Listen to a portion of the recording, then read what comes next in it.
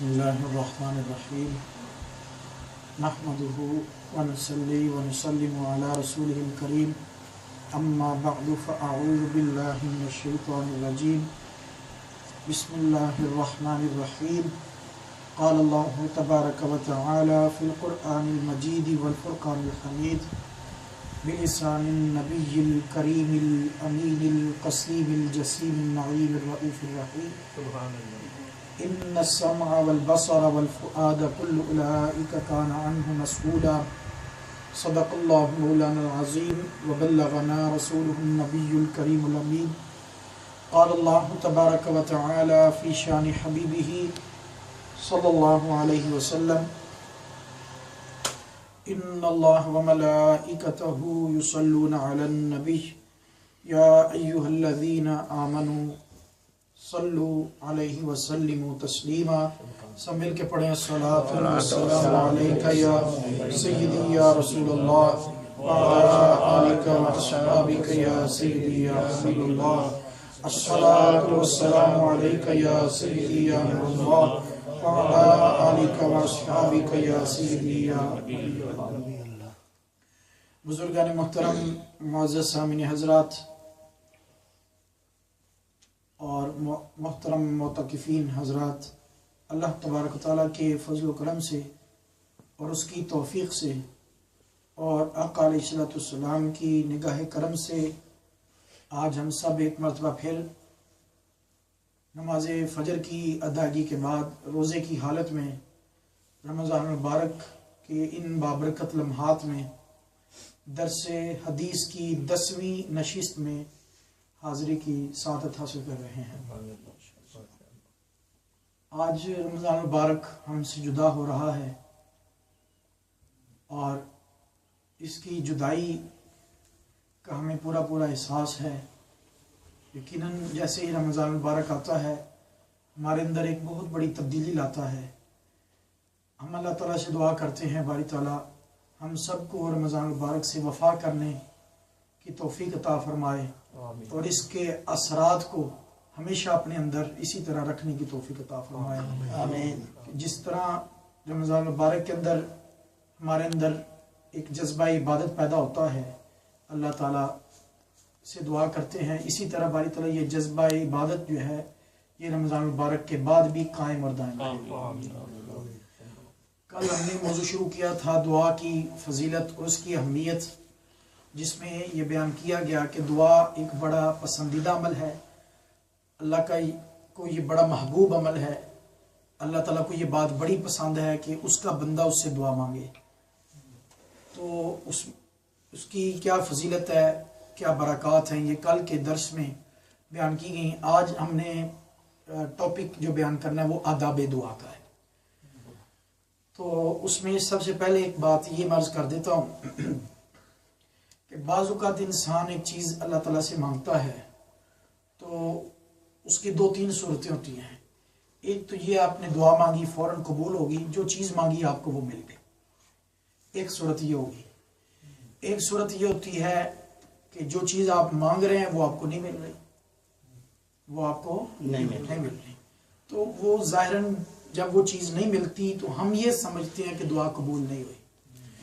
اور پھر ذہن میں شکوک و شبہات پیدا ہوتے ہیں اور یقین کی کیفیت میں کمی واقع ہونا شروع ہو جاتی ہے، اور شیطان انسان کے ذہن و دماغ میں طرح طرح کے وسوسے ڈالتا ہے کہ تمہاری سنائی نہیں ہو رہی. یا پھر انسان بعض اوقات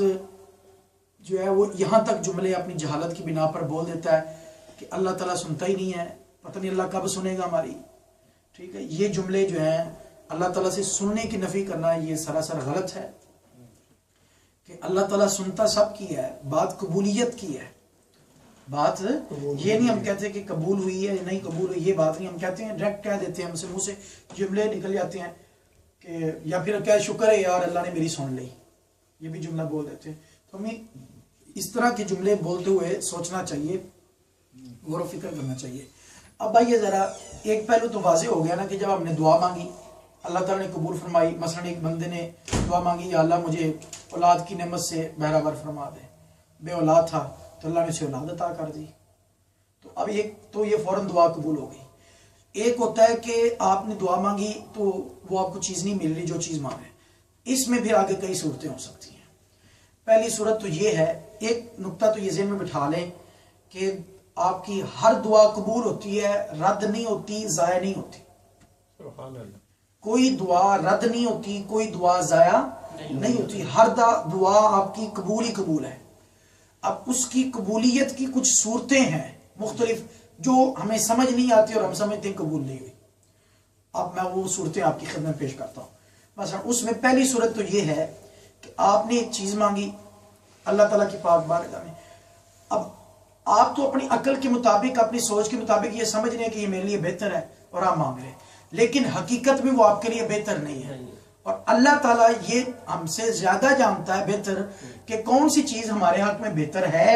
اور کون سی چیز ہمارے حق میں بہتر نہیں ہے۔ اللہ تعالیٰ تو یہ جانتا ہے کیونکہ وہ ماضی، حال اور مستقبل سارے زمانوں کا علم رکھتا ہے اور ہر چیز کے نتیجے کو جانتا ہے۔ ہم تو ایک چیز واقع ہوگی، اس کے بعد جو رزلٹ نکلے گا پھر ہمیں جا کے پتہ چلے گا، لیکن رب تعالیٰ کو ہر چیز کے انجام کا، اس کے رزلٹ کا، اس کی اینڈنگ کا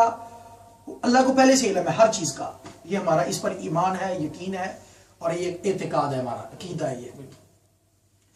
تو اللہ تعالیٰ کو علم ہے کہ میرے بندے کے حق میں یہ چیز بہتر ہے اور یہ چیز بہتر نہیں۔ تو اب انسان نے ایک چیز مانگی اللہ تعالیٰ سے،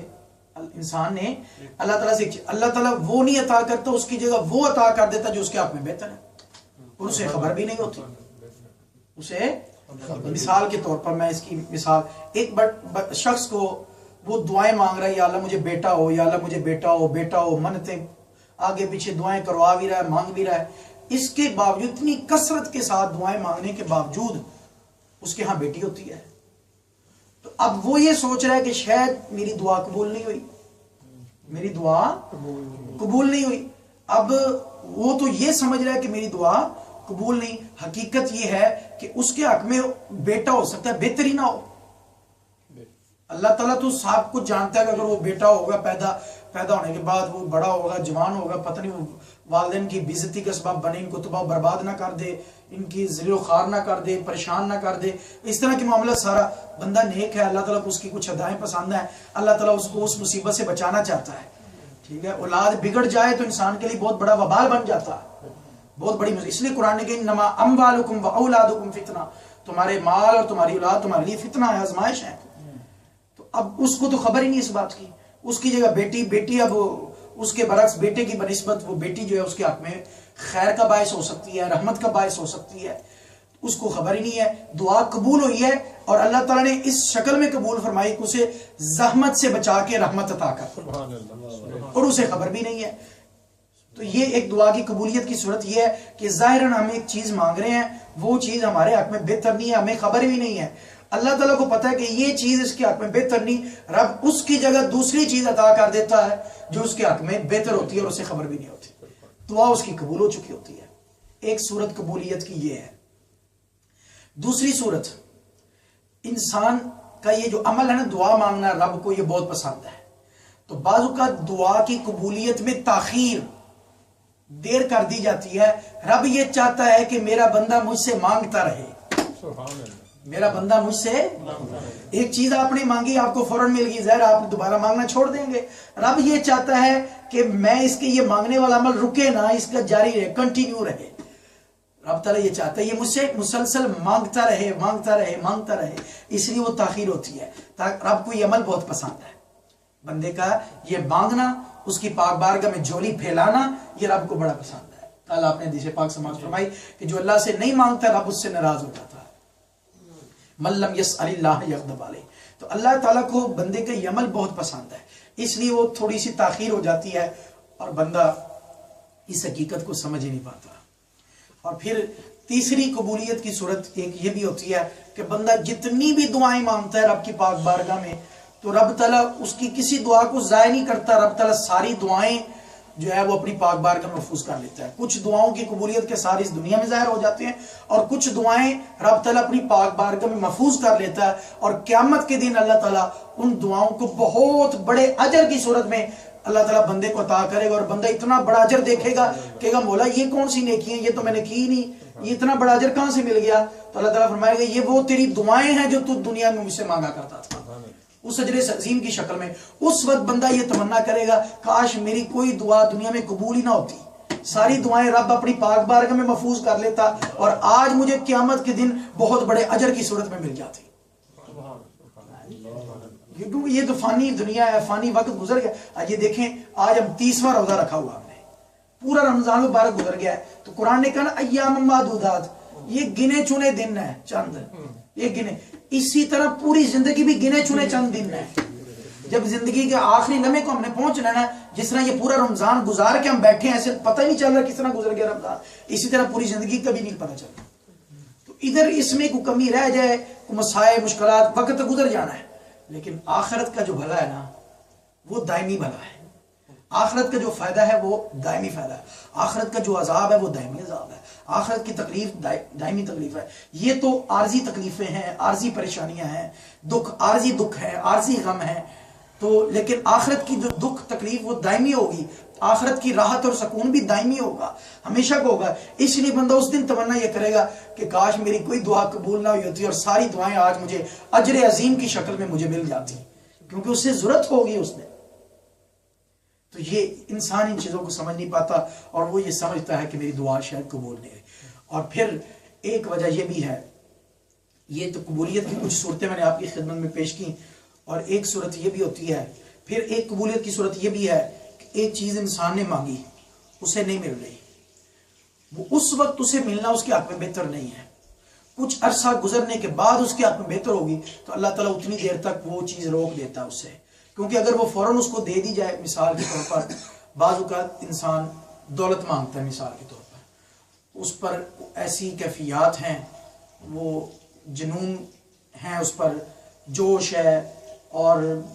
دنیا کی طرف دل بہت زیادہ مائل ہے، ایسی کیفیات ہے اس کی کہ اگر اس کو اس حالت میں دولت دے دی جائے تو وہ بہت باغی بن سکتا ہے، بگڑ سکتا ہے، بہت سرکش انسان بن سکتا ہے، تو اللہ تعالیٰ تھوڑی دیر کے لیے دولت اس سے روک دیتا ہے۔ وہ ظاہر دعا بھی مانگ رہا ہے کہ مجھے دولت مل جائے، میں امیر بن جاؤں، لیکن تھوڑی دیر کے لیے اسے روک دیا جاتا ہے کہ ابھی یہ اس کا حال نہیں بہتر، ابھی اس کو دے دیا یہ تو بہت تباہی مچا دے گا، تباہ برباد اپنے آپ کو بھی کر لے گا، معاشرے کو بھی کر دے گا، تھوڑی دیر کے لیے روک دیا جاتا ہے، اس کو کچھ عرصے بعد جا کے پھر وہ چیز ملتی ہے، جب وہ حقیقت کو سمجھ جاتا ہے، حقیقت کی آنکھیں کھل جاتی ہیں اس کی، اور پھر وہ سمجھتا ہے کہ نہیں دولت کو اس کو استعمال کیسے کرنا ہے، جب اس کے نقصانات کو اور اس کے فوائد کو سمجھ جاتا ہے تو پھر اس کو وہ چیز دیتا ہے۔ یہ میں نے جسٹ مثال دی ہے، اس کو آپ قیاس کر سکتے ہیں باقی چیزوں پر بھی۔ تو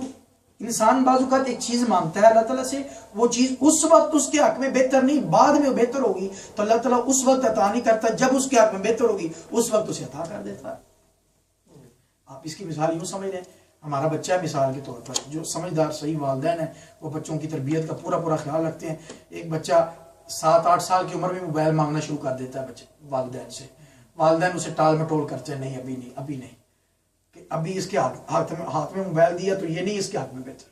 ٹھیک ہے، 9 سال 10 سال 11 سال 12، اب دیکھ رہے ہیں اب 13-14 سال 15 سال کی عمر ہو گئی ہے، اب اسے صحیح غلط کا پتہ چل گیا ہے، ٹھیک ہے، اب اس کو بات سمجھائیے تو یہ سمجھ سکتا ہے، تو اب تب آپ اس کے ہاتھ میں موبائل تھما دیتے ہیں، اس کو موبائل دے دیتے ہیں، ٹھیک ہے۔ یہ تو ہماری ایک انسان ہونے کے ناطے یہ سوچ ہے، تو اللہ تعالیٰ بھی اپنے بندوں کے والے سے اسی طرح عمل فرماتا ہے بغیر کسی تشبیہ کے، یہ صرف جسٹ سمجھانے کے لیے مثال دی، تو اللہ تعالیٰ بھی یوں، یہ فضل اللہ تعالیٰ کی حکمت ہے، وہ تو احکم الحاکمین ذات ہے، وہ تو حکمت، وہ کہتے ہیں فعل الحکیم لا یخلو عن الحکمہ، حکیم کا عمل حکمت سے خالی نہیں ہوتا، حکیم کا عمل حکمت سے خالی نہیں ہوتا، تو وہ اس کے سارے عمل حکمت سے بھرے ہوئے ہیں، وہ علیحدہ بات ہے، ہمیں حکمت سمجھ آئے یا نہ سمجھ آئے، وہ ہماری عقل میں آئے یا نہ، ایک الگ بات ہے۔ تو یہ عرض کرنا مقصود تھا، یہ اس کی دعا کی قبولیت کی کچھ صورتیں تھیں، قبول ہر حال میں ہوتی ہے لیکن اس کی قبولیت کی کچھ صورتیں اللہ تعالیٰ نے خود وعدہ فرمایا، اور یہ انعام